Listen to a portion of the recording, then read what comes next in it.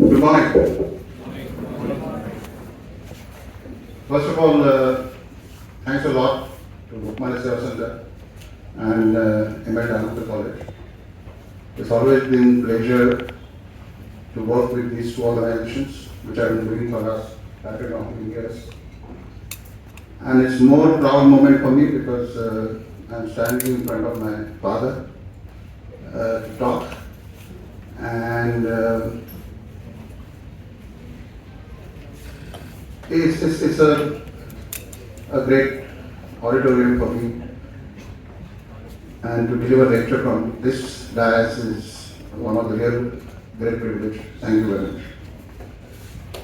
This is going to be 1 hour lecture, so that's why I thought you should sit, because standing 1 hour, probably 1 hour, 1.5 hours. So I still request if you guys want to sit down here, please come and sit. At the center also you can. Yeah, you can sit anywhere you want. The lobby in between can be used. Unless you are comfortable standing for 1 hour.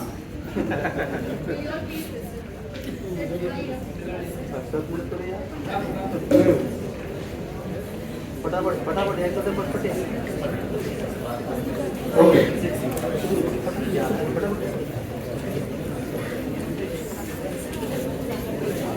Okay, so let's start. Is it okay?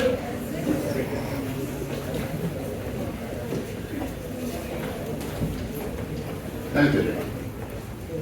So today's lecture or speech is going to be on Trump effect on global economies. And I have divided this lecture part into 5 parts. One, I want to set the context, so you must understand what the US is all about today. I also want you to understand what is the team that is working behind it and what is the logic that they are applying. Because without that you won't appreciate what is happening. And then what is the US problem? What is the solution they thought of? What are the effects going to be? And then we will go region-wise, that every region will have a different effect and how that effect is being handled by various politicians, various organizations, various economists. So this is not going to be a very technically economic session, but it is more, I hope that it will be understood by each and every one, and that's my attempt going to be. Not to show how much I know about economics, but how much you'll be able to appreciate of the entire scenario. I think one thing I must appreciate that the last 245 days, one change has happened in the world, which is every morning, every person in any country is first pouncing on the newspaper to see what did Trump say yesterday. Because every day something is coming up, which has got a very lasting impact. Shrikant, Shri.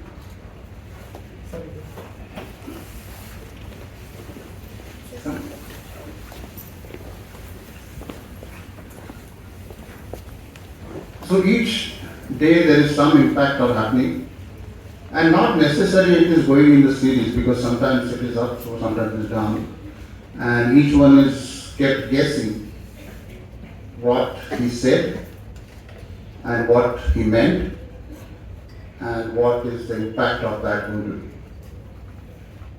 Now we must understand why this impact is felt by everybody, because you must appreciate the sizes of the economies of the world. We always say that we are the 4th largest or 3rd largest coming up. But remember that United States is $30 trillion economy.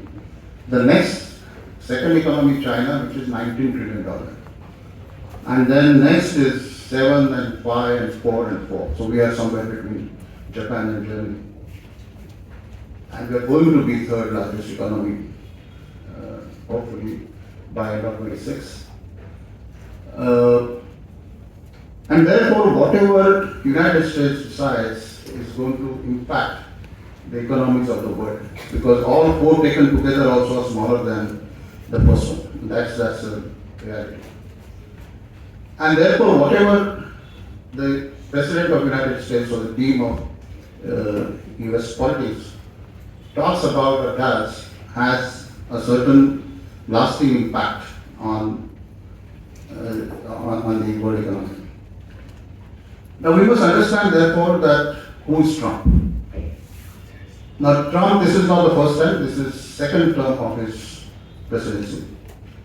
2017-18 he became president, and then in between he lost the election to Joe Biden, and then again he came as 24.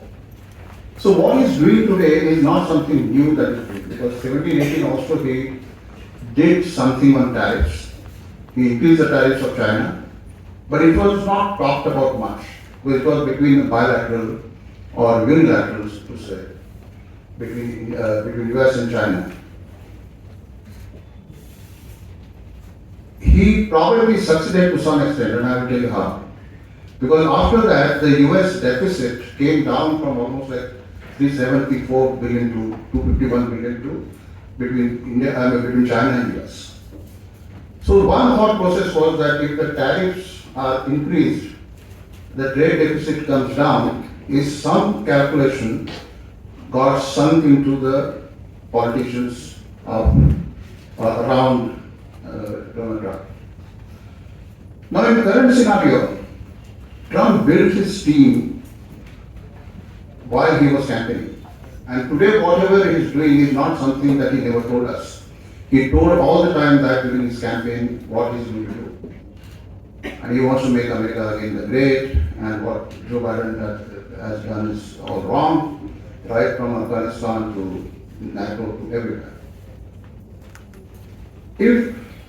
And therefore, the first team member of his, or rather was, is Elon Musk. Now Elon Musk, most of us know, who is he? He's the owner of Tesla, and he did a lot of things between space sciences to everything, a very crazy guy. But his calculation was very simple. He invested around almost like $270 million in Trump campaign to ensure that he becomes a part of his team. But in the process, his net worth went up by almost like $170 billion. So that's a good investment for him. And one of the reasons why India suffered is because Elon Musk wanted to start Tesla factory, a Tesla car set here, while the duties were like 100%. And he was fighting to get that, and probably he gave that feedback to Trump all the time that India is too costly, too protective, highest rates, and I can't sell my Tesla. While India was telling him, you can sell Tesla, but start factory here, because that is how we operate in this country. Right from Mercedes to Ford to everybody started factories here, and then they are selling it. So this guy had this India problem. He cancelled 2 trips of his and meetings with Modi during the past 5 years, because the China factory was running extremely well, without realizing that actually today Tesla is much down in the sales, while Chinese cars are much ahead of him, not only globally but even in the United States. Now, second thing what hurt him most was increase in parts, motor parts tariff, which obviously made Tesla much costlier and very difficult to compete with Chinese cars. So he sort of tried to intervene, saying that no, this is bad idea. And then came the second person in his team called Peter Navarro. And Peter Navarro is a very, very highly educated, Harvard graduate guy, but a very, very close-minded guy, and he thinks he's economist. But the fact is that he created a phony account called Van Arrow, and he put his own opinion into Van Arrow's opinion, and he kept on referring to that opinion all the time while he put up the matters together with the president. And all of us probably have heard what Peter Navarro feels about India. He mentioned about who's making money and how this war, Russia and Ukraine, is a Modi war, and so on and so forth, because he's trying to push his point beyond. And he is one of the reasons why Elon Musk got out of the deal. And the third major person is called guy of Stephen Miran, who is the architect of this entire trade policy of Trump. And the logic that went behind it is what I said about 2018, the China episode, where they increased the tariffs and it reduced the trade deficit. Now, what was the US problem actually? Because most of us believe, or sort of like to believe, that US is a great country and it is got the strongest economy in the world, the largest economy in the world, the democracy, and so on and so forth. But reality is not so simple. Reality is much different than what it looks like from top. Now, basically, currently US is facing a huge inflation.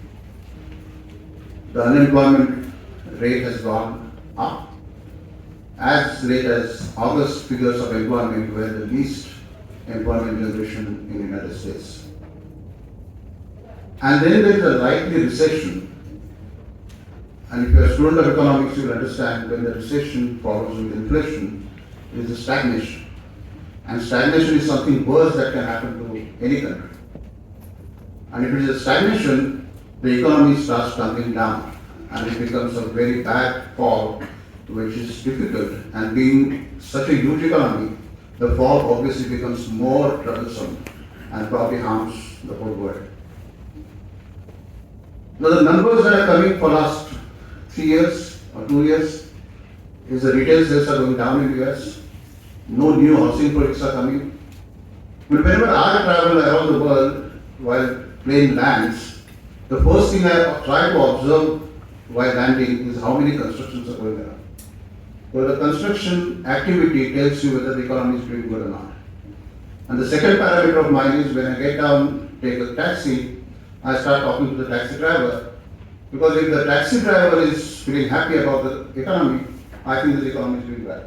If the taxi driver is unhappy about it, and most of the countries you find that, but the next person I'm going to meet is the CEO of a bank who obviously will be happy. So that is not a parameter for me. But the lowest on the category person, economic strata, is the person who tells me the reality of life. And then, with all these parameters coming up, he started worrying about the immigration and got one of the credits that should go to, I think, Trump. He is the only person who started the direct flight from Washington DC to Amritsar. Because that's the people he sent back. Same thing he did with most of the other countries where he thought that the immigrants were illegal. But that has created another economic problem because there is now a huge shortage of labor supply in US. Right from the house help to the labor of the daily wages are not currently available. We find that in Mumbai, we found that in Mumbai during pandemics, that people went out from Mumbai to their own villages, to UP, to Bihar, and then suddenly we realized that we don't find labor on the construction, on various jobs. The same thing problem is coming up in US, which is worsening the current economic problems. The third problem US has, they realize that there is a lot of spending that is done by the United States, which philosophically Trump is not agreeing with. For example, NATO, the Joe Biden and all the predecessors of his were of the opinion that NATO is a requirement because that was a continuation for 75 years, war between Russia and United States. But that Cold War era is completely gone, so we don't need to worry about it. That's what Trump felt. But the point is that US spends almost like $935 billion on NATO. And 17, 18 times he told all NATO countries, if we are actually protecting you because there is nobody going to attack US, we are much separate. So if we are protecting you, you must spend the money. So they came with a clause in NATO agreement that every country should spend at least 2% of their GDP. Now US spends of their GDP almost like 3.5%, which Trump thought that was unjust. The Poland is the only country which spends 4.5%, But Poland is a small economy, but the rest of all European countries spend hardly 1.5%. So they need to increase, and he said, you might be spending the money for your own protection for NATO, otherwise I am withdrawing from NATO. And if US withdraws from NATO, I think that NATO is gone. It has no standing. Another problem US has is it starts something called US aid. And those programs spend something like $50 billion a year. Spending that goes to the international organizations, NGOs and so on. Though it is used for many times for political purposes, Trump thought again that was unnecessary. And then it has got a military basis, right from Philippines to the Europe to Japan, where a lot of money spent, which is, again, Trump thought, in the current economic situation, I can't afford this. And then there was a huge underemployment in US federal government, and that's what Elon Musk was given the task for, to cut the labor. So suddenly the job started going. The NATO came under severe pressure for spending. US aid was stopped. So all these measures as a solution, he thought, can save some money. If you look at US debts, you'll be surprised to know that it is 120% of their GDP. It's almost like $40 trillion. And they spend $1 trillion every year on the interest, and that's rising. And they are the country which is hit by both trade deficit, which is like almost $900 billion, and $1.2 trillion of fiscal deficit. Now, when a country in recession, inflation, unemployment is hit also by this double effect of deficits, I think that's a perfect recipe of disaster unless some measures are taken by the government. And that's what he was trying to do. So logically, there was a need to do something, and his predecessor did not do anything, so he says. Apparently, it looks like that. So he did something. Now his people like Navarro and Stiffer, and both of them advised him that increasing the tariff is the best solution. And then he came out with this tariff stuff. He first announced a date, then he gave the 90 days stoppage, because then suddenly he realized that if he does that, the actual effect of GDP on GDP of the United States will be adverse. And then there will be a liquidity crisis, because suddenly the investments will start going out. The mutual funds and pension funds will have a huge trouble. So he altered for 90 days, and then he started implementing. So the first thing he came out was steel and aluminium 50% duty. And that mainly because he thought that with that duty, the steel and aluminium imports will be lesser. The moment they are lesser, there will be more manufacturing happening in the United States that will create more employment.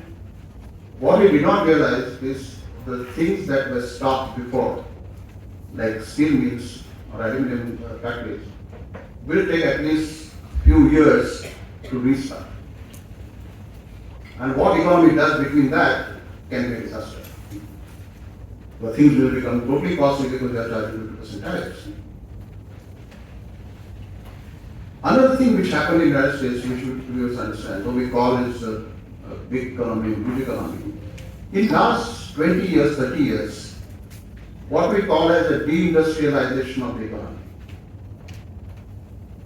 All manufacturing, as you are aware, went out of the United States. All services started going out of the United States, where India obviously is one of the beneficiaries of the services. But this deindustrialization, what it did, the blue collar workers lost their jobs. With the BPO, business process outsourcing or software outsourcing, the white collar people started losing their jobs.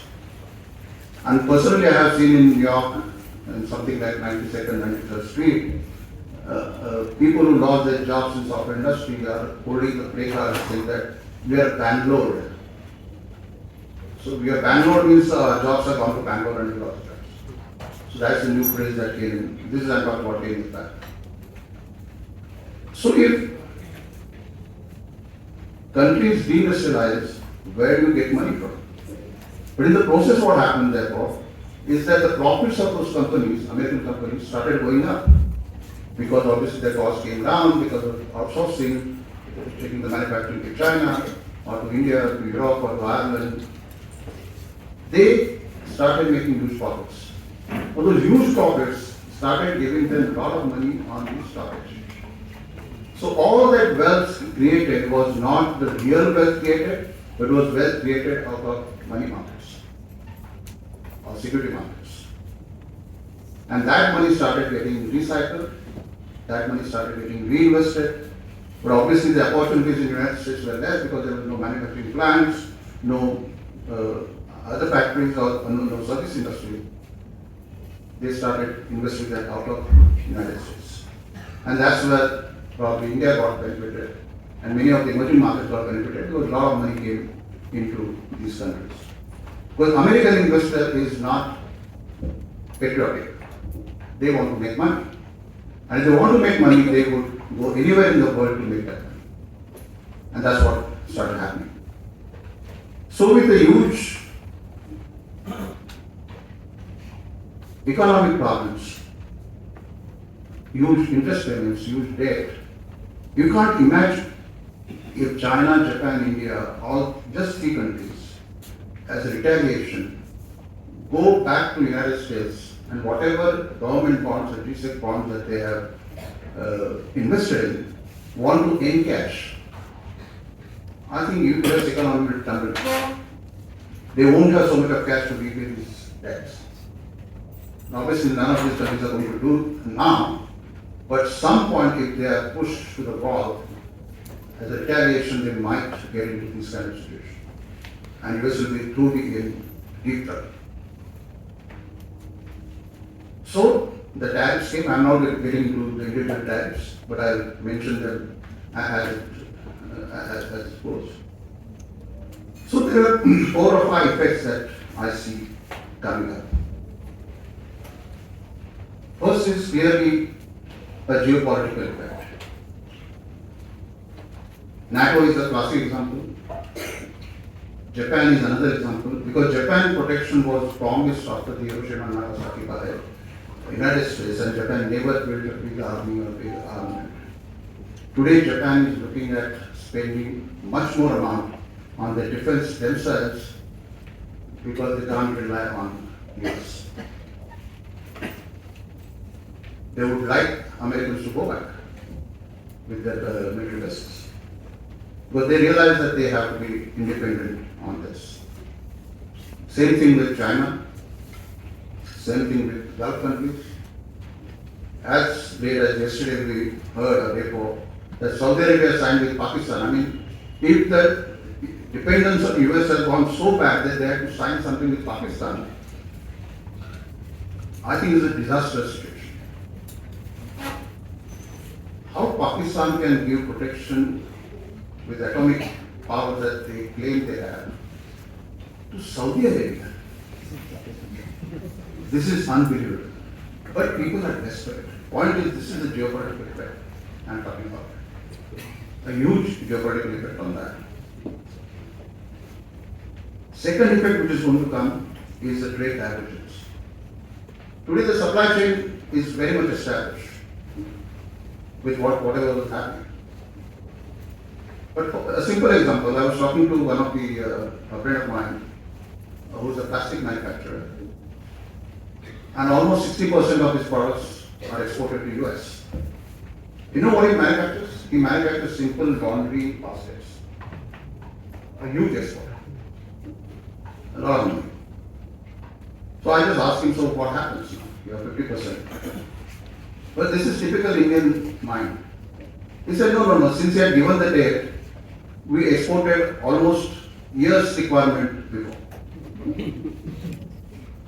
And it has appeared to have happened because last 3 months US imports have substantially gone up. And when imports go up, the GDP looks like it has gone up, but it actually hasn't gone up. So actually real GDP has come down by 0.8%. So Indian can think, I'm sure Chinese can think far better or far higher than that. So preponement of exports from other countries to avoid the tax burden. All the diversion tactics, when I say, if you see Canada, for example, has 80% exports to United States. Now some people have the guess, or economists, that at least 50% of that has come from China. To avoid Chinese tax rates on the US, the things are diverted through Canada or to Mexico, which Trump knows. That's why the first announcement he made was that let Canada be part of US. And this was probably a sarcastic remark that he was passing because all imports that are coming to Canada are actually made for US and they are coming here to avoid the tax. So this trade diversion was used by some countries before. Vietnam was used for that, Bangladesh was used for that, Sri Lanka was used for that, some African countries were used for that. And I can assure you even India was using, for example, the prawns or shrimps exports. We were not exporting directly, we were exporting through the earth and salt. So this happens. But now since some countries are charged with 50% and 35% tariff rate, this diversion effect is going to be much rampant.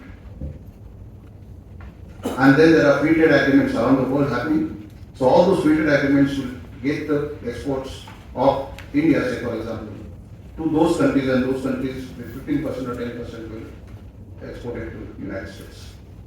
And probably England is the best country to do that now because England, after yesterday's royal meet, England is one of the countries, few countries, which is charged only 10%, which is the basic.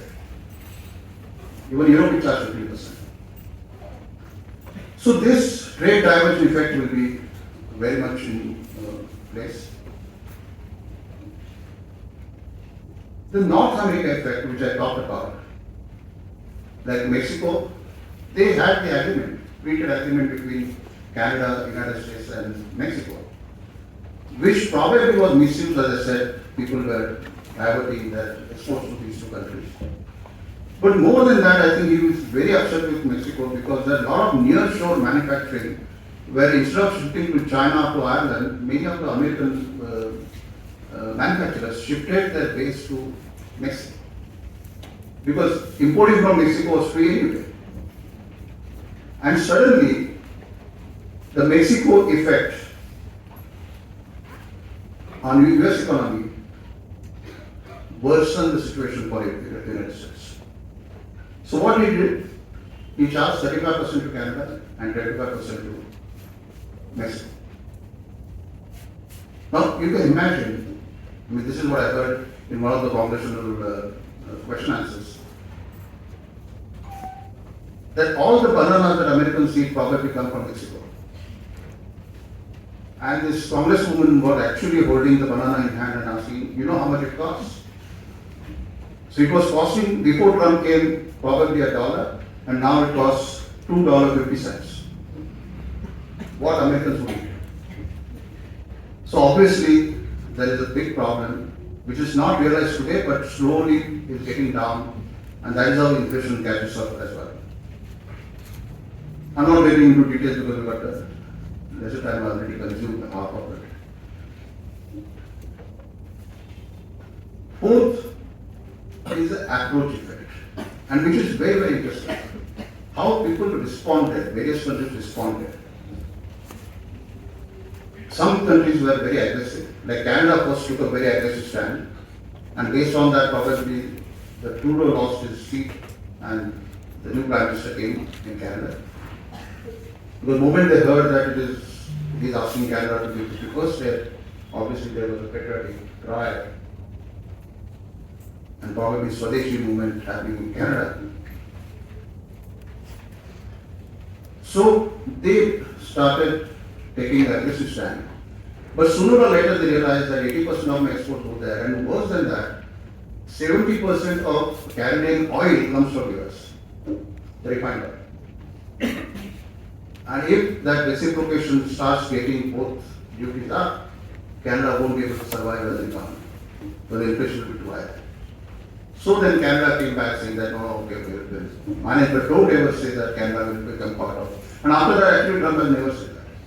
He has forgotten about Greenland also and about Canada also. Not forgotten, but he is not mentioning it anymore. China was very aggressive, and I'll cover China separately. And even today they continue to be aggressive. And the America or United States, which keep on saying, oh no, we are happy with China, we are okay with China, we are trying to do something with China. But everyone knows in the world that China is now into power. Europe took the third category of approach.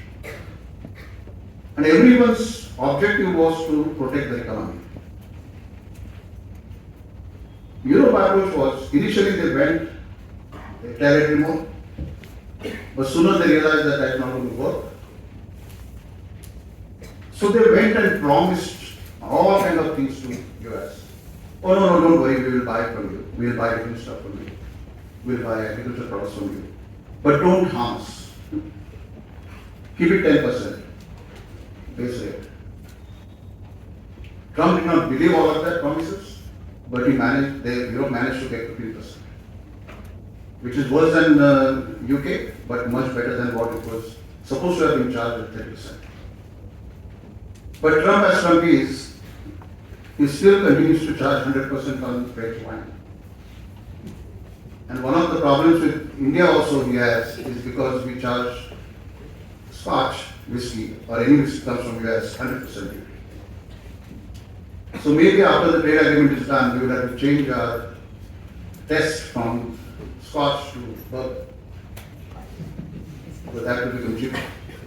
And that's what probably Trump wants. And many of us can go on Harley Davidson because that will be much cheaper bike to Roma. I think India, to me, and not because I'm Indian, but had a very, very balanced approach. How many times opposition asked the Prime Minister in Parliament to say that you tell that Trump lied, and he never uttered that word. He said all things, but he did not say that. And I think that was the right approach. He kept quiet. You want to do something? Fine, do. We will not take any decision which will challenge our strategic sovereignty. Don't tell us from whom we should buy and whom should not buy. We will do everything that is good for our country. And probably as a reply, instead of retaliating, our imports from Russia of oil, which was just 10%, went up to 40%. The funniest part is that same refined oil goes to Ukraine and to Europe, which is not seen by, I wouldn't say that it's not seen, but for different reasons he still continues to charge us 50%, 25%. Now, Indian approach I thought was great. And it is not only the US that we worried about. We started talking about Swadeshi, Atmanirbhar, the quality of our manufacturing, and so on. So our approach was, I think now, applauded by many or most of the countries that this is the right approach to take. So our aggression is seen, we are not bowed down, we are taking tough stands on agricultural products and so on. But at the same time, we are not showing that we are aggressive or very simple. And now you can see the change of language. Modi is my best friend and blah blah blah. It's coming up. But we are there to protect our economy. The next effect I think is going to be the exchange rate. And I think all of us should, those who, especially the students who study the exchange rates mechanism. See, all these years, no country wanted to become stronger than, or the exchange rate stronger than US, because otherwise we are exposed to that. I'll give an example of Japan. Japan price purchase parity rate of yen is 94 yen a dollar. What is the actual rate? 140 to 150. Why did they do that? If tariffs have gone up from US, and if I weaken my exchange rate, naturally my exporters can absorb that added tariff into the exchange. In simple example, if I'm exporting for $100, I'm supposed to get 9,400 yens. But if I'm going to get 140,000 yens, then I'm ready to reduce 10% or 15% to ensure that the tariff is gone and the exports are made at the equivalent price, so the American importer is not affected by that. Same thing probably in India. You have seen Indian rupee dollar exchange rate, and many people say, oh, the government is weakening the economy, exchange rate, look at rupees weakening. Rupees weakening is good in the current scenario. And two ways. One is your exports become more visible. Secondly, the government makes more money on import duties because we charge in rupees. So it is a win-win situation. The imports start becoming lesser because they become costly, and that gives a lot of protection to the local industry, that is Indian manufacturers. So exchange rate is going to be a major thing to look at. And if you want to look at investment as a parameter, I think investing in dollar currency can be a profitable business, because that's a good portfolio to hold. Because my guess is that if this thing continues for longer, rupee can be 100 rupees to a dollar. But that will save a lot of money for our exporters, and the duty effect will go away if that continues. And the next effect is like trust deficit effect. The trust deficit in the world is too large today. All along, people were relying on the United States as a politically democratic country. Nobody relied on China or Russia. Nobody relied much on Europe also, but United States, every country relied on because it's a huge market. Decision process is very transparent. No whimsical things coming up at the dictator.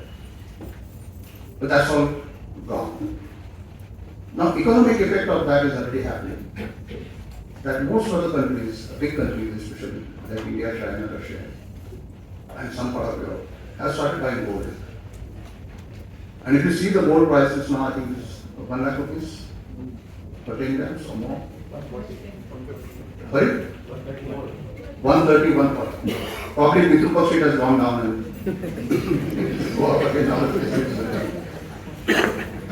But buy gold even today. That is my advice, because the gold prices are going to go up. Because what they did to Russia when it went to Ukraine, they froze all their. She's happy. what Russia happened to Russia, that they froze all their dollar assets. Now China is thinking that tomorrow or one day they will definitely go and acquire or occupy Taiwan. If that happens, if Chinese dollar assets is frozen, where do we go? So the best thing to do is buy gold. So everybody is trying to accumulate gold. And obviously the gold supply is limited. The cryptocurrency is another currency that is part of investment. Surprisingly, Trump is very, very interested in cryptocurrency because one of his family members has a company on cryptocurrency. And again, so desperate that he signed an agreement with Pakistan to start a cryptocurrency hub. So that trust deficit is going to be a huge problem for everybody. Now look at China as a separate country. I think Chinese approach is very, very different. They are the only probably country who has toughened their stand totally. And for reasons. America hates them, many countries hate them, but today right from the pharmaceutical to motors to chips, major raw material is supplied by China. I don't know how many of you know, but small manganese that are required as a rare earth material, which minerals that come from China, probably 85% of the supply of the world is controlled by them. The one thing again I appreciate of Indian government, you must see where our Prime Minister, which countries he went to. He went to one of the countries in Africa and one, I think Argentina, in South America. Both countries have a potential of manufacturing rare earth material. So tomorrow, if we want to really do Atmanirbhar, then these are the countries who can supply us rare earth and don't have to rely on China. So my argument is that whenever you see the schedule or itinerary of the Prime Minister, look at the economic effect of that. Because he doesn't go to see pyramids or Machu Picchu or whatever. He goes there for business and he goes there with a purpose. So India is trying to do what America tried to do with Ukraine, because Ukraine has some rare earth material and they wanted them to sign off free to the United States, which Ukraine refused. And that's why that spat what happened in the White House was one of the reasons was that. They refused to give that. They wanted money for that. So, China knows this. China so far 60% of their economy was dependent on exports. Now they have brought it down to 34%. And they are developing their own internal market heavily.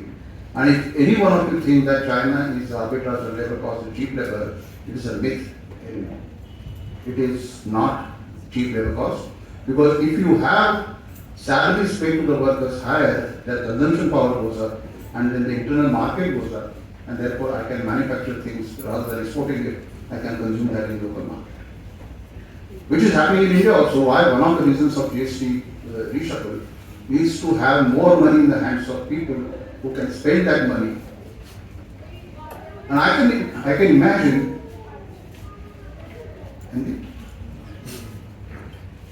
the GST effect, why it happened so soon, is also the Trump effect. Because of that, government was in a hurry to put that GST simplification or what it call it, so that the more money is left in the hands of people, and that will help the economy. China played another game. United States is one of the major producers of soybean and major consumer of soybean is China. Almost 70% of US soybean produced is exported to China. Last 6 months they have stopped buying soybean from the United States. 80% of the stocks of soybean in the US are lying idle, and this will perish. This will go back. Almost 900,000 farmers in the Midwest are desperate. Now remember, the same 900,000 farmers are the voters for Trump. So China knows exactly where to hurt him, and they managed to do it. So moment you stop soybean import, 900,000 farmers angry with Trump, the next election of Congress or Senate, Republicans are going to suffer. And moment Democrats get the majority or higher up in the Congress and Senate, Trump will have his own restrictions as the President of the United States to take decisions. So China has, I think, played extremely well. And therefore is also realigning itself. I mean, Modi, that famous photo of Modi, Putin and Ukraine is not only for optics. There is some substance behind it. A lot of things happening behind the curtain which probably as a common person we don't know. But things are changing, and clearly that has impacted the change of tone in Washington, our India. So again, I'm giving credit to Indian geopolitics, the way in which we have played our cards. Now, India effect. So, India is one of the highest charged countries 50%. Brazil is the only country which charge 50%. Now Brazil 50% again is a very, very ironical because Brazil doesn't have much exports with the US. Their economy is good part, is doing well, is part of BRICS. But Brazil, Trump is not happy with the politician. The Prime Minister who was defeated was Trump's friend. And he doesn't like the new Prime Minister. Maybe that's the only reason why Brazil is charging 50%. While he likes smoking, he was still charged India 50%. So it's, and that whole thing now, the new term has come. It's like your capitalism, communism, this is Trumpism. So Trumpism means you can do anything, anytime, say anything, anytime, and what you said yesterday may not be what you said today, and what you said tomorrow is anybody's guess. Like in corporate world, we have these private promoters who run the company, big company, and the son has become MD because his father started that company. And suddenly he will come in the meeting on Monday morning and he will say, oh, we are going to change our strategy. The experienced people know that Saturday, Sunday he met certain set of people in the party which influenced him, and Monday morning, so we call it Monday morning strategy. But here it is everyday morning strategy. So things are changing. So India, I think we clearly have a trade surplus with US. With $128, $138 billion. The total is $437 billion, exports like India has. So it's hardly not great amount, 20%.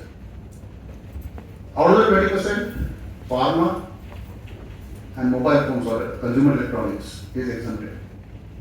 Now obviously because India today is the largest exporter of pharmaceuticals. And therefore we can't afford to charge on pharmaceuticals because American consumer will start paying much more for the same drugs and tablets that they take, which are manufactured in India, or even the drugs. Consumer electronic is obviously because what we saw today and yesterday, iPhones 17 has come and there's a huge rush. But 70% of exports, 70% of Apple phones which are available in the world are manufactured in India. If you remember, he blurted out in between also that Apple, he threatened Apple that to take the close the shop in India and bring it to the US. Obviously, Apple is not going to do this.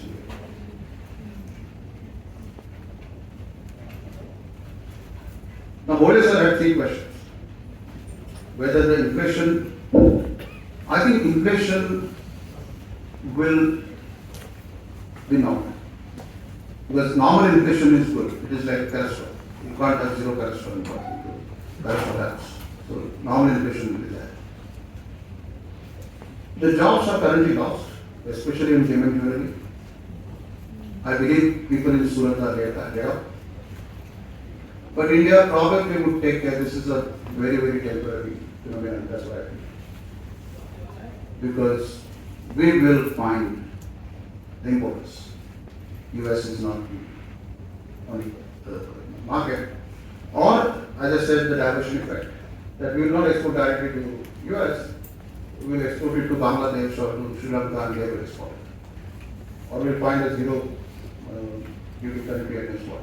Indians are very good at that. So we don't have to be, I mean, Trump will eat for breakfast on this. Okay? Whatever tactics we will have jugaad, what we call it. And opportunities, I think there are plenty of opportunities. And I'll just listen down. Now I talked about NATO all the time and the Europe. I think Europe is started looking for their defense budgets going up. And not for NATO, but to have their own defense. And I think Indian defense industry has a huge potential. And the demonstration that we conducted through Operation Sindoor, I'm told that the BrahMos missile demand has gone up tenfold. And BrahMos is not just piece, there's a lot of ancillary industry that goes with it, and we are struggling to meet the requirement. The entire Europe, Japan would look for non-American defense procurement, and probably India, and of course non-Chinese as well, because they don't rely on China. So India has a huge potential. I think that DRDO is doing phenomenal job. And such operations involves in between sometimes. Politically, I don't know how it is, but business-wise, economy-wise, it will be great because it's a great demonstration like our business management. Because Operation Sindhu was like a video game, right? And that's how the wars are going to be played. It is not going to be the tanks and the infantry hitting each other. It is going to be 100 miles away, and today we have gone 300 miles inside Pakistan. We can reach China with our ballistic missiles. We can carry the atomic weapons.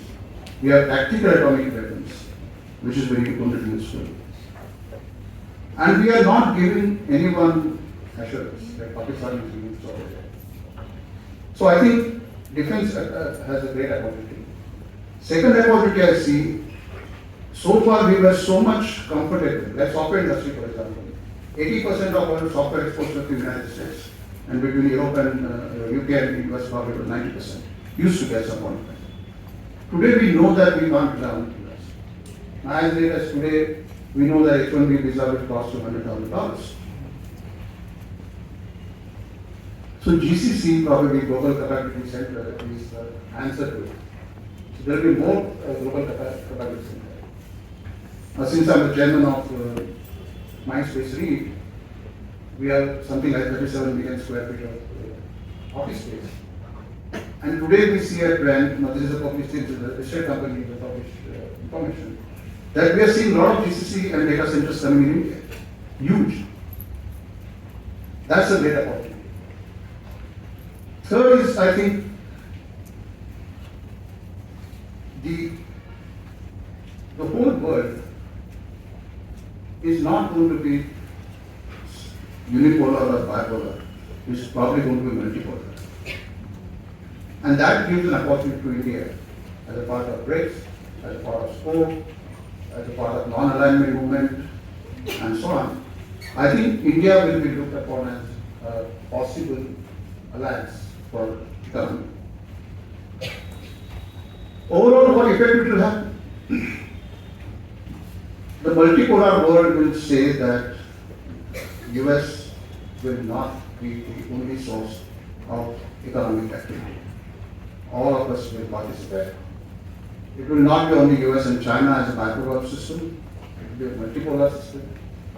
And that's how the BRICS came. One of the things that Trump is upset with the BRICS, and that's why Brazil and India were against. South Africa is in the same way. We can't do much about China. Russia has done everything possible and nothing is happening.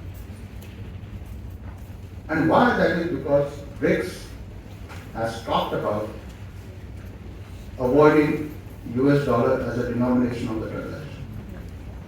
Now that's a huge risk for us. If oil is not, just for example, if oil is not quoted in dollars, and start getting quoted in, I don't know how many people are aware, but all currencies were depreciated. The ruble is the only currency which went up. And why? Because the moment the dollar assets were frozen, Russia said all purchases that you do in ruble. So suddenly ruble demand went up in Europe, in India, and everywhere. So ruble price went up. That means if BRICS talk about non-dollar denomination, I think dollar will lose its sheen. If dollar loses its sheen, I think the investments that happen, we say very proudly that we have some $800 billion of foreign exchange reserves. And similarly, China has more than that $1 trillion. Japan has. All this dollar reserve is because there is, and because of that, there is a demand for dollar, and dollar keeps up. Now, the moment that goes down, investors will go away from US. Investors go away from US, it will have an impact on investments in the United States. The activities, the stock market, the bond market, all will go negative. That is something which US can't afford.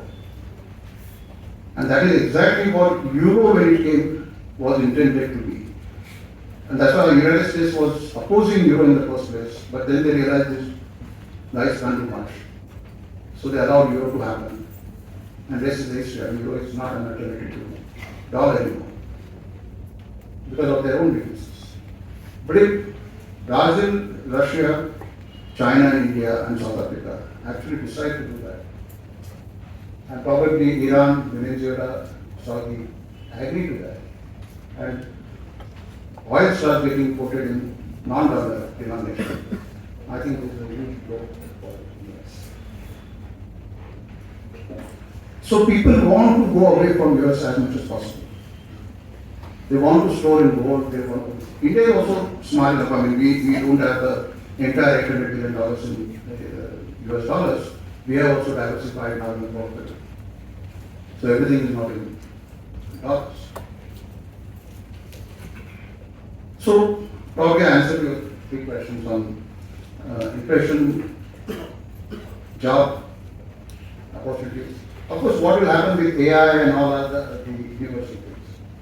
Okay, so, but Trump effect on jobs has happened, but my belief is it's going to be short term, and we'll find more opportunities. Rather, I consider this as an opportunity to find non-US markets.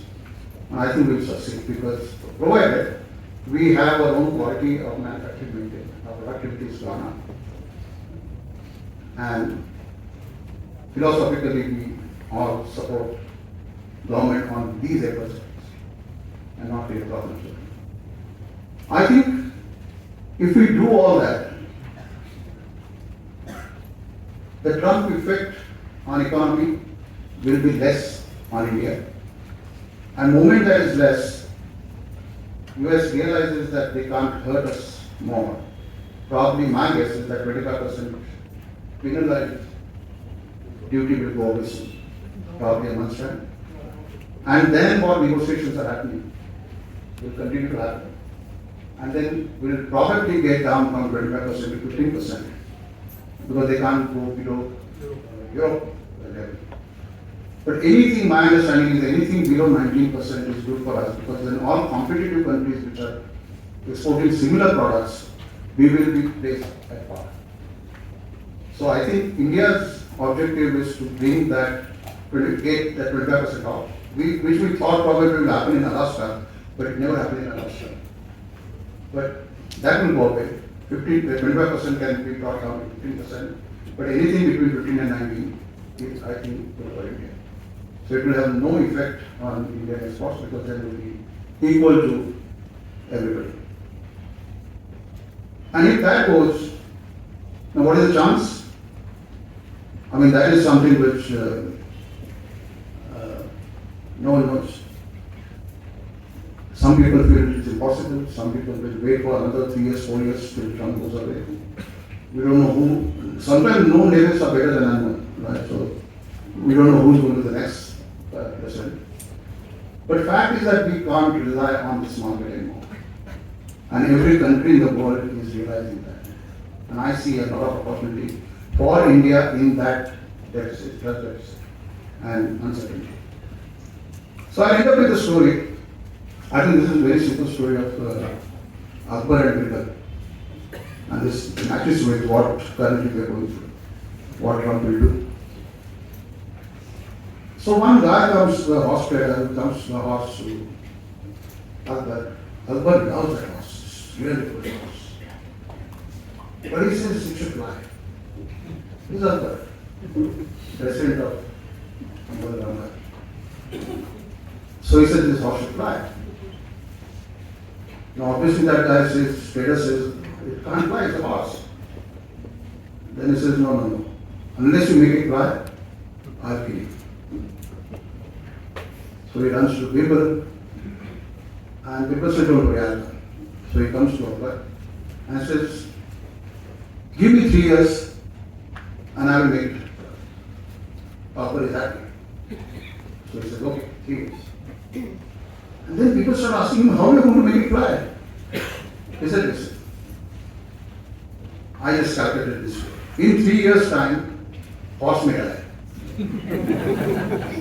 Second possibility, Akbar may die.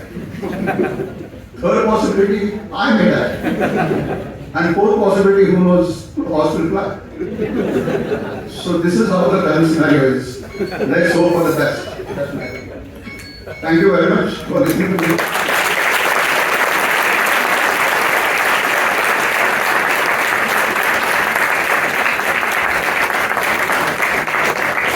Now, if you want to take questions, I'm happy to do that.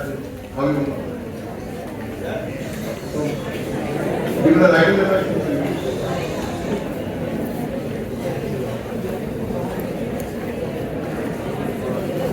you are writing?